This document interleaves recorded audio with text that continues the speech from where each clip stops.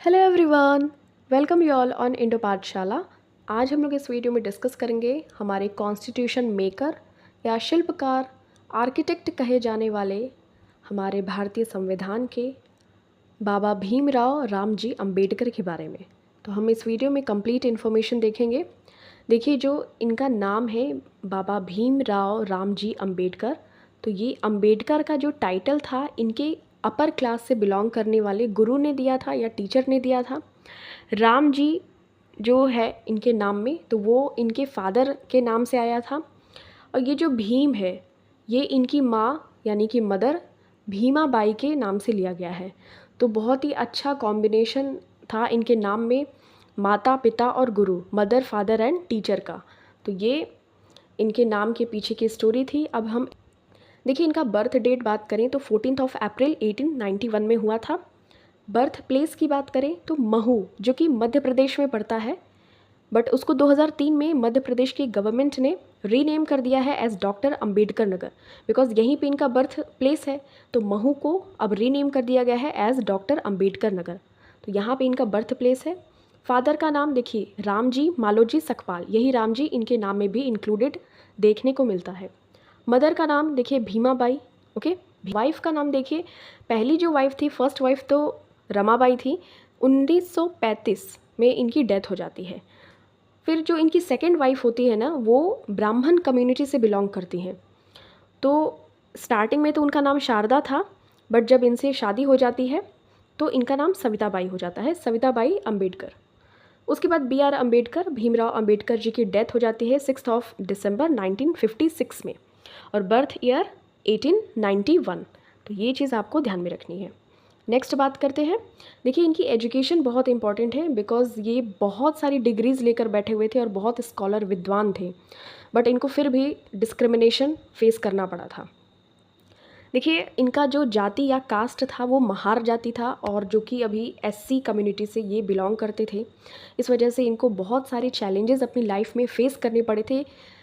Still वो अपनी life पे एक अच्छे मुकाम पे पहुँचे। यहाँ तक कि आपको देखने को ये भी मिलेगा कि वो ड्राफ्टिंग कमेटी के चेयरपर्सन भी रहते हैं, जो हमारा मसौदा समिति होता है संविधान का।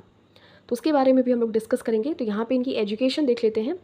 इतनी तो मेरे ख्याल से अभी के लोग भी नहीं पढ़ पाते होंगे जितनी कि इनके पास उस टाइम पे उपाधियाँ थीं, डिग्रीज़ थीं। देखिए, यूनिवर्सिटी ऑफ मुंबई से BA MA किया था इन्होंने, कोलंबिया यूनिवर्सिटी से MA किया था और PhD भी की थी। लंदन स्कूल ऑफ इकोनॉमिक्स से MSc और DSc डॉक्टरेट ऑफ साइंस ये किया था। ठीक है, ग्रेज इन से इन्होंने पढ़ाई की थी। तो बहुत ही हाई क्वालिफाइड थे। मूवमेंट्स की बात करें, आंदोलन इन्होंने चलाया था फॉर ड्रिंकिंग वाटर। देखिए, ये महाड़ कम्युनिटी से बिलोंग करते थे, तो इन लोगों को वाटर या पानी पीने से भी रोका जाता था। बहुत ही ज़्यादा इन लोगों को ह्यूमिलिएट किया जाता था, बहुत ही ज़्यादा डिस्क्रिमिनेशन इनको अपनी लाइफ में फेस करना पड़ा था। स्टिल इनके पास इतनी ज़्यादा उपाधियाँ थी, इतनी ज़्यादा अच्छी डिग्रीज़ थी, ये स्कॉलर थे, विद्वान थे, फिर भी। आगे हम देखते हैं chief architect of the Indian constitution. तो महान शिल्पकार हैं हमारे भारतीय संविधान के निर्माता B.R. Ambedkar ji. Drafting committee के चेयरपर्सन भी होते हैं, उसके बारे में भी हम लोग डिस्कस करेंगे। देखिए, जो कृष्णा केशव अंबेडकर थे, यही इन्होंने अपना जो अंबेडकर टाइटल है वो बाबा साहेब को दे दिया था। इन्होंने ये सोच के दिया था कि आप दलित कम्युनिटी से बिलोंग करते हैं, आपकी आगे की लाइफ में आप इतने ब्रिलियंट स्टूडेंट हैं, आपकी आगे की लाइफ में आपको कोई भी चैलेंजेस फेस न करने पड़े, इसलिए मैं अपनी टाइटल को आपके नाम के आगे लगा देता हूँ। तो तभी से ये अंबेडकर अपने नाम के आगे लगाने लगते हैं। तो ये इनके गुरु थे, इन्होंने ऐसा किया था। तो अगर स्टार्टिंग टाइम की बात करें तो अम्बा दवे लगाते थे डॉक्टर भीमराव अंबेडकर जी अपने नाम में, सरनेम की तरह। और अम्बा दवे क्या है, एक डिस्ट्रिक्ट है रत्नागिरी महाराष्ट्र में एक। तो आपको ध्यान रखना है कि अंबेडकर भी कहाँ से आया है, तो इनके जो गुरु थे टीचर कृष्ण केशव अंबेडकर जी ने दिया था। नेक्स्ट देखिए, ये दलित महार फैमिली में जन्म हुआ था इनका, महू मध्य प्रदेश में। उसके बाद वो महाराष्ट्र आ जाते हैं, क्योंकि इनके फादर जो थे ना इंडियन आर्मी में एक ऑफिसर थे, और इस वजह से वो लोग महाराष्ट्र आ जाते हैं, ट्रांसफ़र हो जाता है। पूरे ये 14 सिबलिंग्स थे, पूरे इनके 14 भाई बहन थे। तो ये 14th नंबर के थे, इनको बहुत ही ज़्यादा स्नेह मिलता था, प्यार मिलता था। उसके बाद देखिए, इनको एक गायकवाड़ रूलर थे, आपने हिस्ट्री में पढ़ा होगा गायकवाड़ भोसले। तो गायकवाड़ जो रूलर थे, वडोदरा अभी टाइम पे जानते हैं बट उस टाइम पे बड़ौदा जानते थे, बड़ौदा के गायकवाड़ रूलर थे सयाजी राव गायकवाड़। इन्होंने स्कॉलरशिप इनिशिएट किया था 25 रुपये मंथली, ठीक है, 25 रुपये मंथली पे ये पढ़ने गए थे। कहाँ पे? देखिए, यूनाइटेड स्टेट्स, ब्रिटेन, जर्मनी। और ये जो गायकवाड़ रूलर से इनको इंट्रोड्यूस किसने करवाया था? तो दादा केलुस्कर ने। इन्होंने देखिए बुद्ध धर्म से रिलेटेड एक बुक भी यंग भीमराव अंबेडकर जी को दिया था कि आप इसे पढ़िए, इंस्पायर्ड होइए। और उसके बाद ये जो दादा केलुस्कर हैं ये इनको गायकवाड़ रूलर के पास लेके आते हैं और इनसे जो 25 रुपीज़ वाला पेंशन भी दिलवाते हैं, सॉरी पेंशन नहीं, स्कॉलरशिप। उसके बाद देखिए कुछ हेल्प इनकी महाराजा जो कोल्हापुर के थे उन्होंने भी हेल्प की थी।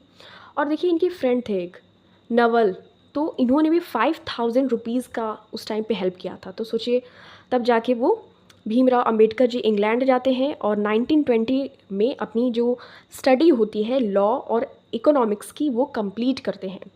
तो इतने सारे लोगों की बदौलत हमें एक अच्छे पर्सन मिल सके। Doctor Ambedkar is the only Indian whose statue is attached to Karl Marx in the London Museum। तो कार्ल मार्क्स एक जर्मन फिलोसोफर थे, उनके साथ में एकमात्र इंडियन कौन है? तो डॉक्टर अंबेडकर जी हैं, जिनके लंदन म्यूज़ियम में स्टैच्यू है। अब देखिए, अब हम बात कर लेते हैं how did Ambedkar get selected to constituent assembly. देखिए, इनिशियली अगर बात करें तो वो कॉन्स्टिट्यूएंट असेंबली फ्रॉम बंगाल, वहाँ पे ये इलेक्शन को जीत गए थे। बट 1947 में जब पार्टीशन हो जाता है तो उनका जीता हुआ जो सीट होता है ना वो पाकिस्तान में चला जाता है, मतलब अभी करंट टाइम की बांग्लादेश में चला जाता है, ठीक है। तो अब तो वो बांग्लादेश में चला गया और ये तो इंडियन थे, तो वहाँ से तो उनकी सीट चली गई। बट वो इतने ज़्यादा स्कॉलर थे, इतने ज़्यादा विद्वान थे कि एम.आर. जयकर ने अपना पोस्ट छोड़ दिया बॉम्बे प्रेसिडेंसी का, तो इनके ही स्थान पे डॉक्टर भीमराव अंबेडकर जी को सिलेक्ट कर लिया गया, जो कि जीवी मावलंकर जी की एक कमेटी थी। जीवी मावलंकर जी लोकसभा के फर्स्ट स्पीकर भी रहे हैं, ठीक है। तो ये चीज़ आपको ध्यान में रखनी है। नेक्स्ट देखिए, इन्होंने इंडिपेंडेंट लेबर पार्टी ILP, एक पॉलिटिकल ऑर्गेनाइजेशन था, इनकी ही अध्यक्षता में, लीडरशिप में इसको गठित किया गया था 15 अगस्त 1936 में। अब यहाँ से क्वेश्चंस की बात कर लेते हैं। Who was appointed as the chairman of drafting committee. मसौदा समिति के अध्यक्ष कौन नियुक्त किए गए थे? तो इसका करेक्ट आंसर हो जाएगा B.R. अम्बेडकर जी। देखिए ये डेट इंपॉर्टेंट है, 29 अगस्त 1947। On this day constituent assembly set up the drafting committee under the chairmanship of doctor Bhimrao Ambedkar to prepare a draft constitution for India. एक मसौदा तैयार करने के लिए 29 अगस्त 1947 में सेटअप की गई drafting committee under the chairmanship of Bhimrao Ambedkar ji, और ये डेट ध्यान में रखना है। और and this committee took 141 days to complete draft. तो ड्राफ्टिंग पूरी कंप्लीट करने में टोटल कितने डेज लग गए थे? तो 141 डेज। ये दोनों ही चीज़ें ध्यान में रखनी है। नेक्स्ट देखिए, अब यहाँ पे जो ड्राफ्टिंग कमेटी के मेंबर्स पूछे जाते हैं वो भी आप देख लीजिए। टोटल 7 मेंबर्स थे, जिसमें से जो प्रेसिडेंट या चेयरमैन थे वो डॉक्टर भीमराव अंबेडकर जी थे। मैंने आपको बताया ना कि देखिए वो पहले कहाँ से जीत जाते हैं? बंगाल से जीत जाते हैं, ठीक है। बंगाल से जीतने के बाद जो उनका जीता हुआ सीट होता है वो आफ्टर पार्टीशन वो बांग्लादेश में चला जाता है, तो फिर वो हार जाते हैं, मतलब उनके पास कोई सीट नहीं होती है।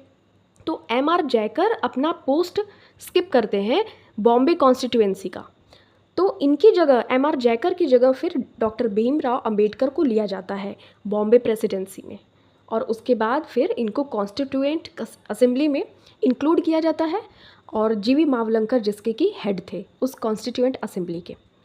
उसके बाद देखिए ड्राफ्टिंग कमेटी 29 अगस्त 1947 में सेटअप की जाती है और उसके प्रेसिडेंट बनते हैं डॉक्टर भीमराव अंबेडकर जी।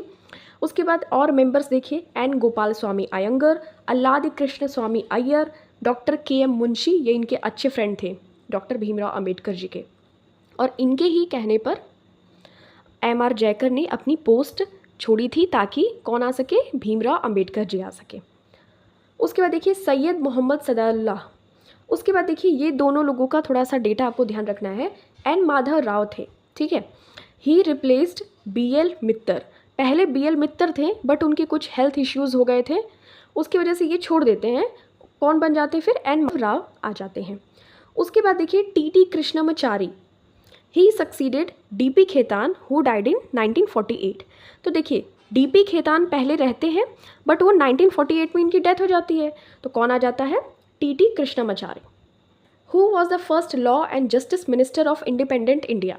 स्वतंत्र भारत का प्रथम कानून और न्याय मंत्री कौन बना? तो भीमराव अंबेडकर जी। और इनका कार्यकाल देख लीजिए, टाइम पीरियड तो 3 अगस्त 1947 टू 27 सितंबर 1951, तो 47 से 51 तक में। अब ये देखिए फर्स्ट कैबिनेट मिनिस्टर्स की लिस्ट देख लेते हैं, किसको कौन सी पोस्ट अलॉट की गई थी। जवाहरलाल नेहरू की बात करें तो ये प्राइम मिनिस्टर बने थे। एक्सटर्नल अफेयर्स यानी कि विदेश मंत्री या फॉरेन मिनिस्टर भी थे जवाहरलाल नेहरू। कॉमनवेल्थ रिलेशंस और साइंटिफिक रिसर्च, ये सारा कुछ इनके डिपार्टमेंट में आता था। सरदार वल्लभ भाई पटेल को होम मिनिस्टर बनाया गया था, इंफॉर्मेशन एंड ब्रॉडकास्टिंग, और ये स्टेट्स को एकीकृत करने का काम भी नहीं दिया गया था। देखिए ये मोस्ट इंपॉर्टेंट है, सरदार बलदेव सिंह, इनको डिफेंस का दिया गया था। ठीक है। डॉक्टर राजेंद्र प्रसाद जी को फूड एंड एग्रीकल्चर दिया गया था, खाद्य और कृषि विभाग।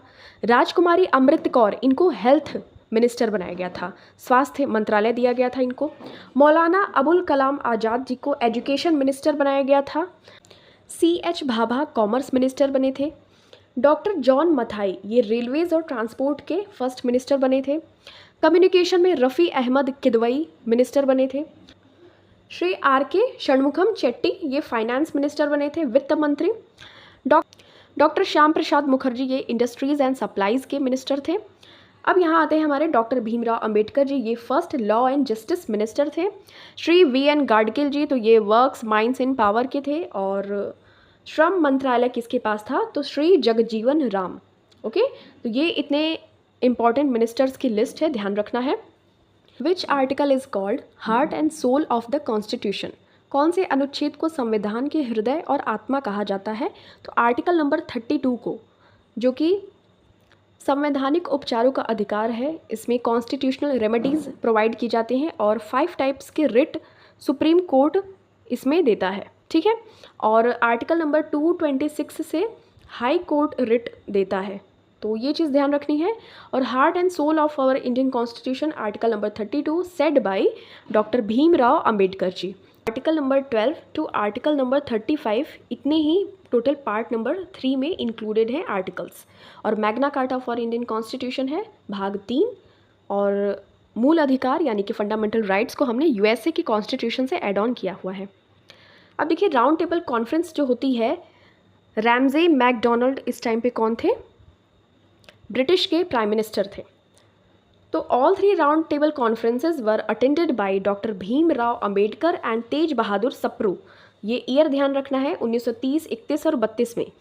तो इसी टाइम पे देखिए जो ये रैमजे मैकडोनाल्ड है, इसने क्या किया था? कम्युनल अवार्ड्स प्रेजेंट किए थे। ये क्या चाहता था कि पूरा इंडिया बट जाए, तो इस वजह से देखिए क्या करता है, 1933 में ये रिजर्वेशन सिस्टम लेकर आता है।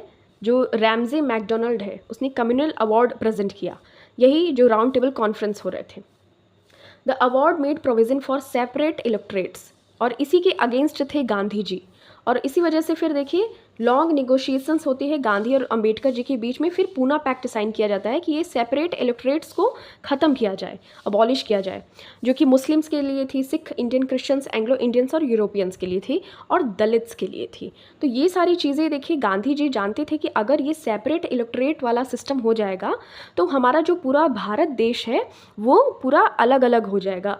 ठीक है। तो इस चीज़ को रोकना चाहते थे गांधी जी, इस वजह से पूना पैक्ट को 1932 में साइन करते हैं 24 सितंबर को। ठीक है। तो इसके बारे में हम डिस्कस कर लेते हैं। Poona pact signed in which year? तो पूना समझौता कब हुआ था? 1932 में हुआ था। तो डेट ध्यान रखना है, 24 सितंबर 1932 the Poona pact was sealed between Mahatma Gandhi ji and doctor Bhimrao Ambedkar. But देखिए इसमें महात्मा गांधी ने साइन नहीं किया था, इनके बजाय इनके बिहाफ पे मदन मोहन मालवीय जी ने किया था। ठीक है। यरवदा सेंट्रल जेल पुणे में ये साइन किया जाता है। उसके बाद देखिए इसके बारे में एक मोस्ट इंपॉर्टेंट इन्फॉर्मेशन है। इसे देखिए क्या होता है, जब ये पैक्ट साइन हो जाता है तो ये जो सेपरेट इलेक्टोरेट वाला था जो कि रैमजे मैकडोनाल्ड लेकर आया था, उसको ख़त्म कर दिया जाता है, उसको अबैंडन कर दिया जाता है, ठीक है, ताकि जो दलित या डिप्रेस्ड क्लासेस है उनका अलग अलग बंटवारा ना हो पाए।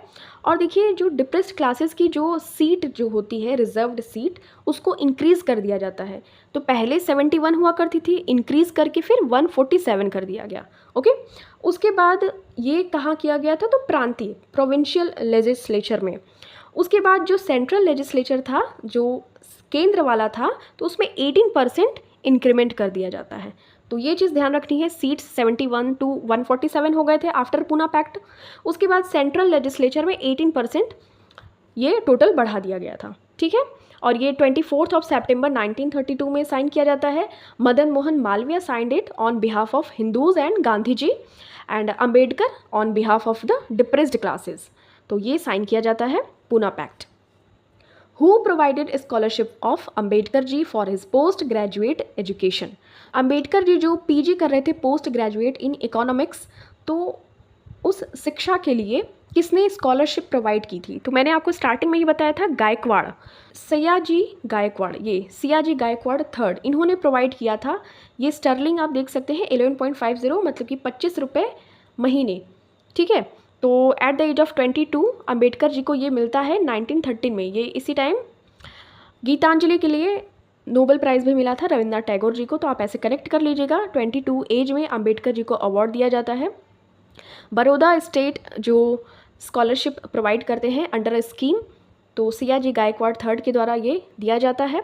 और ये पोस्ट ग्रेजुएट जो कि न्यूयॉर्क में कोलंबिया यूनिवर्सिटी है, वहाँ से अपनी कंप्लीट करने के लिए, तो आपका गायकवाड़ आपका करेक्ट हो जाएगा, जिसने कि पोस्ट ग्रेजुएट कंप्लीट करने के लिए स्कॉलरशिप प्रोवाइड की थी।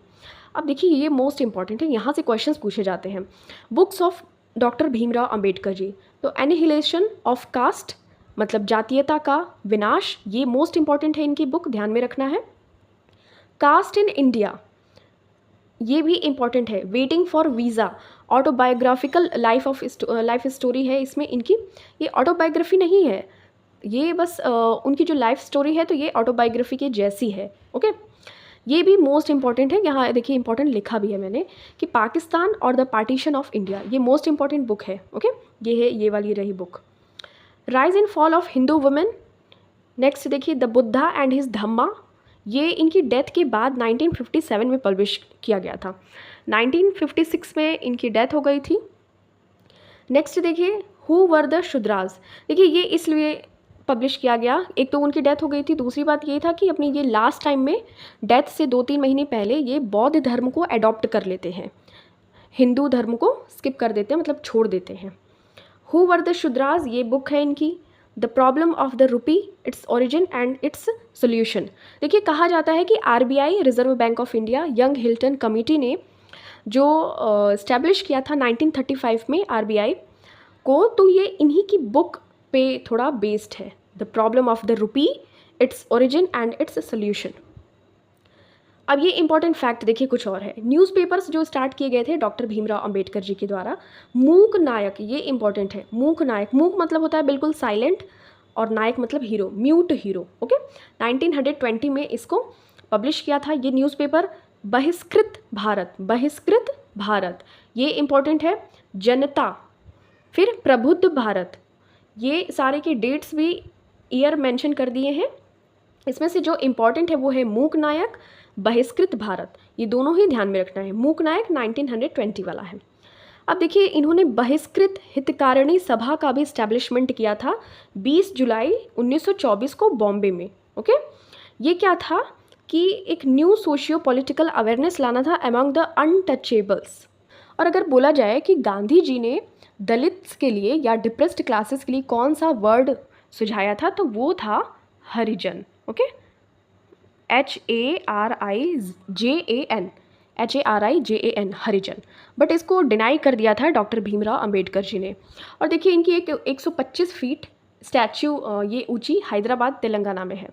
केसी राव अभी प्रेजेंट टाइम में चीफ मिनिस्टर हैं इनके तेलंगाना के। अब देखिए ये इंपॉर्टेंट है, अंबेडकर सर्किट पूछा जाता है।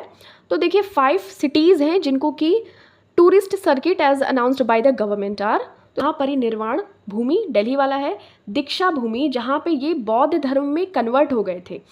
ओके, तो ये नागपुर में है दीक्षा भूमि। उसके बाद देखिए चैत्य भूमि है, ये इनका प्लेस ऑफ क्रिमेशन है, जहाँ पे इनका दाह संस्कार हुआ था।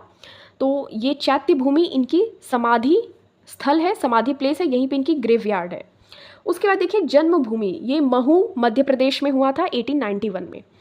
तो ये सारे ही इंपॉर्टेंट फैक्ट्स हैं, ध्यान रखना है। अंबेडकर सर्किट, जन्मभूमि मध्य प्रदेश के महू में, शिक्षा भूमि ये लंदन में पढ़े थे यूके में, दीक्षा भूमि ये जहाँ पे कन्वर्ट हो गए थे इनटू बुद्धिज़्म, तो ये दीक्षा भूमि नागपुर में, महापरिनिर्वाण भूमि तो ये दिल्ली में इनकी डेथ हो गई थी, चैत्य भूमि जहाँ पे इनको क्रिमेट किया गया था, दाह संस्कार मुंबई में चैत्य भूमि है इनका समाधि स्थल, समाधि प्लेस।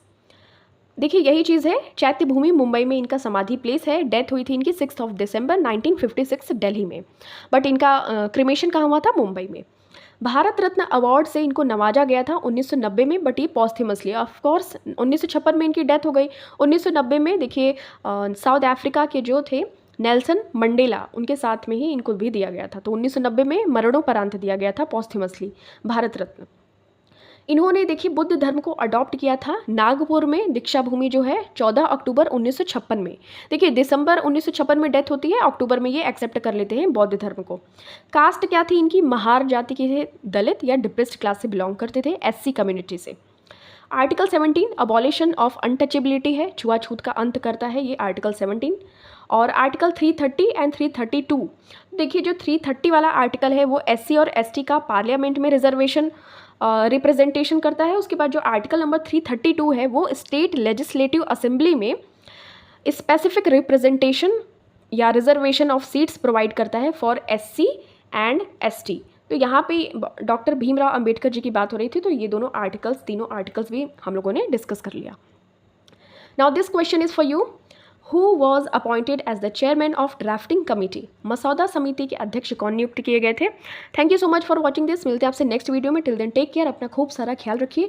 एंड अगर आप बता सकते हैं तो मुझे बताइएगा कि टोटल जितने भी 7 मेंबर्स थे ड्राफ्टिंग कमेटी के, उनके नाम भी कॉमेंट सेक्शन में मैंशन कर दीजिएगा। Okay, till then take care, अपना खूब सारा ख्याल रखिए।